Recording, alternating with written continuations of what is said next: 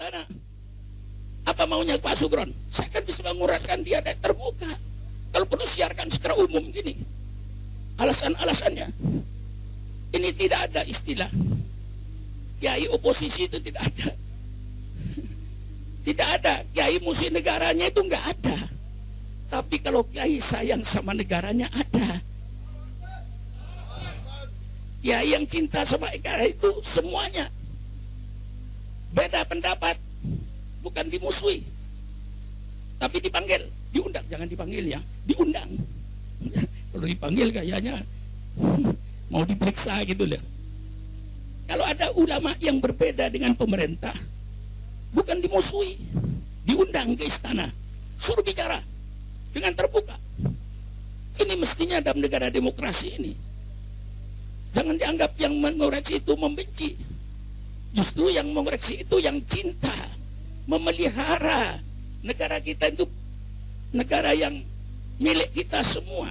Kita jaga pembangunan negara ini. Kalau tidak benar, mari kita luruskan. Jadi sistem kita ini, para ulama itu cuma kerjaannya amar ma'ruf nahi mungkar. Betul apa dikatakan Habib Rizik? Kita tidak punya musuh kok. Untuk apa kita jadi musuh?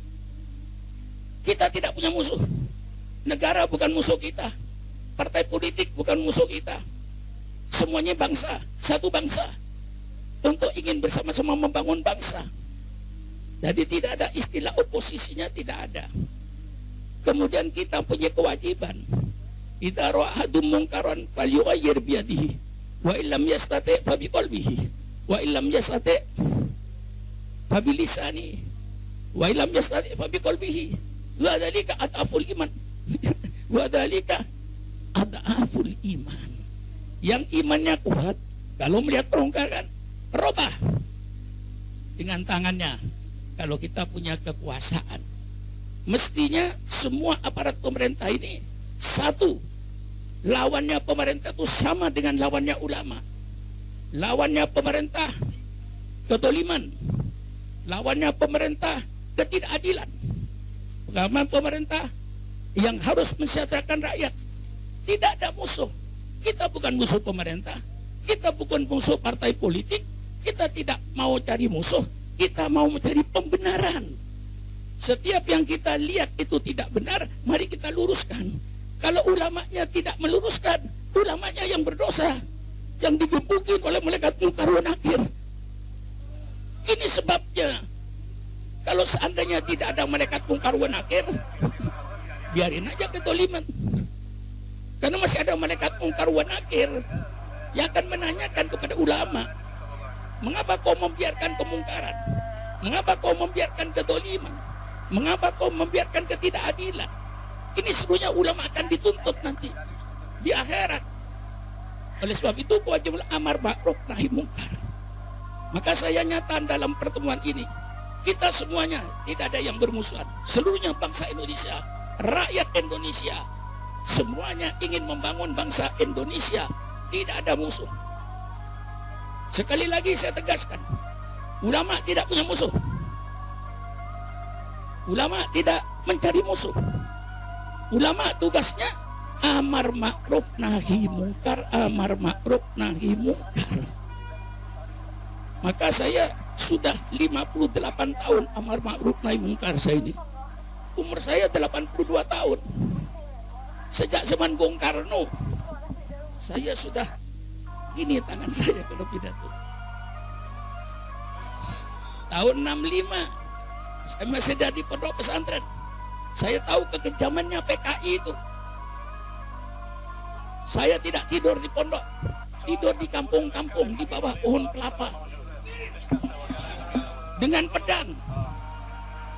Saya kemana-mana tidak pernah pisah dengan pedang. Saksinya ada Kiai Masudi Baitowi, dia ada di Indramayu itu. Mau Isra Mi'raj bawa pedang, mau Maulid bawa pedang, asal keluar pondok bawa pedang, dan pedang saya letakkan di depan sepeda saya. Sepedanya sepeda ontel. Saya letakkan pedang di depan. Jangan coba-coba. Itulah kekejaman PKI waktu itu. Kalau sekarang kita disuruh minta maaf, maaf. Engkau PKI yang minta maaf dulu kepada kita. Engkau yang minta maaf dulu. Baca sejarah tahun 48, pemberontakan Madiun. Berapa ribu ulama yang kau bunuh. Lalu 65, berapa yang kau bunuh. Anehnya kok kita disuruh minta maaf. Engkau minta maaf. Karena banyak kesalahan-kesalahannya. Nah ini semuanya sejarah. Oleh sebab itu mari mudah-mudahan kedatangan Kiai Imam besar kita membawa keteduhan di pondok ini. Kalau seandainya Habib Rizik ada perbedaannya, tolong diundang ke istana. Kalau Syukron Makmun ada perbedaan dengan pemerintah, tolong undang ke istana. Mari kita berdebat. Rakyat menyaksikan mana yang membela rakyat, mana yang tidak membela rakyat. Jangan lalu dianggap musuh. Sini minta selanjutnya, saya minta begini. Kalau Kiai Munawir asli, yang tidak ada duplikatnya, asli kan? Satu-satunya Kiai yang asli cuma dia. Insya Allah nggak marah kalau saya yang ngomong. Nah, Kiai Munawir asli, berarti tidak ada bohong dia, dan tidak pernah berbohong. Kalau berbohong, robah namanya. Ya. Selama Kiai Munawir tidak pernah berbohong dan tidak mau berbohong, pertahankan kata asli itu. Kalau sudah mau berbohong, cabut. Kiai tidak asli. Ya insya Allah nggak marah beliau itu kalau dengan saya. Ya. Nah inilah saudara-saudara, supaya kita memahami dalam negara demokrasi ini. Sekali lagi saya tegaskan, yang berbeda pendapat bukan musuh. Itulah kawan yang paling mencintai. Ya. Yang paling cintai negara itu siapa? Orang yang banyak mengoreksi. Tapi lihat koreksiannya benar apa tidak. Kalau koreksiannya benar. Jadi setiap yang berbeda, setelah ini saya menginginkan Syukron berbeda dengan pemerintah, undang ke istana. Apa maunya Pak Syukron? Masukkan TV semua. Ya, kalau benar apa yang saya usulkan, tolong pemerintah dilaksanakan. Kalau tidak benar, saya dibenarkan. Jadi tidak ada permusuhan itu. Kita dakwakan jalan terus. Ya mengapa? Saya 58 tahun saya hitung berpidato ini. Coba Kiai. 50 tahun, 58 tahun, kawannya cuma ini pagi sore ini. Belum pernah ini lepas dari saya. Selama 58 jam. Dan tidak pernah saya pakai orde baru, orde lama, orde gak pakai orde-ordean. Yang penting Syukron Makmun, amal ma'ruf nahi mungkar, siapapun yang menjabat pemerintah, siapapun presidennya, siapapun menterinya, pasti Syukron Makmun amal ma'ruf nahi mungkar. Tolong kalau yang pemerintah kurang setuju, undang saya. Dan pernah saya diundang kok. Cuman sekali diundang, saya kemukakan tentang tulis agama Habib Rizik. Di laptop dia sudah ada. Dan dia ketik. Kebetulan saya berhadapan-hadapan dengan Pak Jokowi tentang toleransi antar umat. Saya tulis ke Tuhan Yang Maha Esa, mari kita laksanakan dengan sebaik-baiknya. Toleransi antar umat beragama itu kita tegakkan. Tapi sebatas mana toleransi ini? Toleransi bukan pemurtatan. Toleransi bukan pemurtatan. Tapi toleransi itu saling hormat menghormati, saling harga menghargai.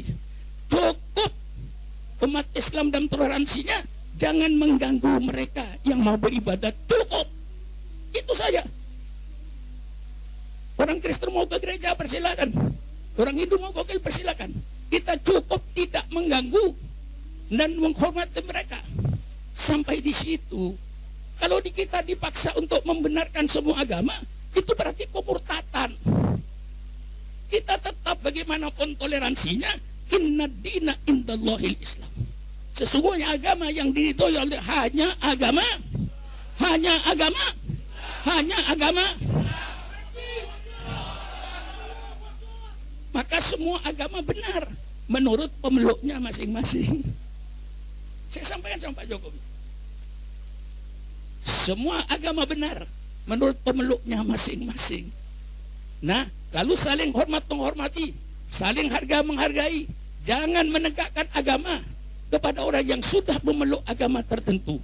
Kan itu sangat menyedot perasaan. Jangan tersinggung dengan ajaran agama lain selama tertulis dalam kitab sucinya masing-masing. Saling menjaga perasaan. Kalau orang Islam cuma 10 orang, berada misalnya katakanlah di Batak Utara, yang ribuan orang Kristen, orang Islamnya cuma 10 orang, bikin masjid kayak Istiqlal. Wajar nggak? Nggak wajar kan? Orangnya 10 orang, bikin masjid kayak Istiqlal. Pun juga saya minta kepada kaum Kristen, kalau kau berada di tengah-tengah umat Islam puluhan ribu, engkau cuma 10 orang, tolong jangan bikin gereja, gabung saja gereja yang ada. Itu saya katakan depan Bapak Presiden, panjang lebar saya. Alhamdulillah nggak ditangkap saya. Ya karena dia tahu alasannya benar. Nah, ini mari kita ini berdialog. Saya mengharapkan kesejukan. Saya anjurkan pada pemerintah, kalau Habib Rizik tadi pidato berbeda dengan kemauan pemerintah, tolong diundang ke istana, ajak berdialog. Insya Allah menang. Pelan-pelan insya Allah menang. Karena kita tidak akan merusak. Kita pasti berpendapat dengan nilai-nilai yang tinggi. Sehingga negara kesatuan ini akan berjalan dengan baik, demokrasi akan berjalan dengan baik. Terutama keadilan. Yang mutlak itu keadilan yang harus kita perjuangkan. Ketidakadilan inilah yang mungkin kadang-kadang timbul gejolak.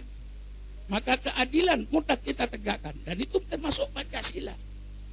Saya pernah ditanya oleh orang, mengapa Pak Suro menerima Pancasila?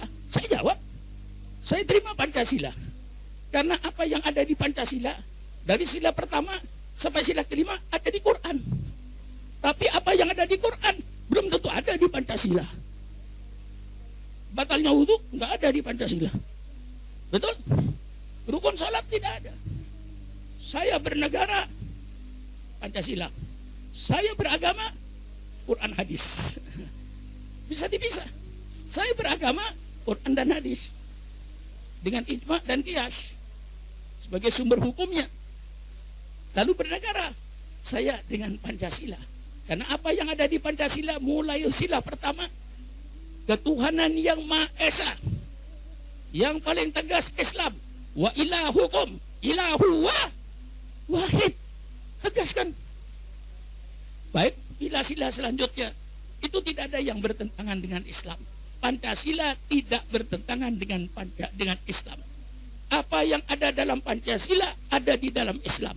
Tetapi apa yang ada di Islam belum tentu ada di Pancasila. Kalau saya pidato begini salah, tolong benarin. Mari diskusi, sebarkan supaya rakyat tahu perbedaan ini. Ini harapan saya berdoa mudah-mudahan dengan kedatangan imam besar kita, Kiai, wah mulut ini, masa akan mengatakan apa Habib Rizik kok keluarnya bukan lambat ya. Di sini banyak tumpukan itu, tumpukan ayat, tumpukan hadis. Jadi mau keluar itu macet. Bukan tidak hafal, macet. Masih kalau sudah saya diam sejenak, cair itu. Kalau tidak diam, tidak cair. Saya berdoa mudah-mudahan dengan kehadiran imam besar Habib Rizik akan membawa kesejukan kepada bangsa ini, akan membawa keadilan kepada bangsa ini. Mari kita seluruhnya bersatu untuk membangun bangsa ini. Adakan musyawarah seluas-luasnya.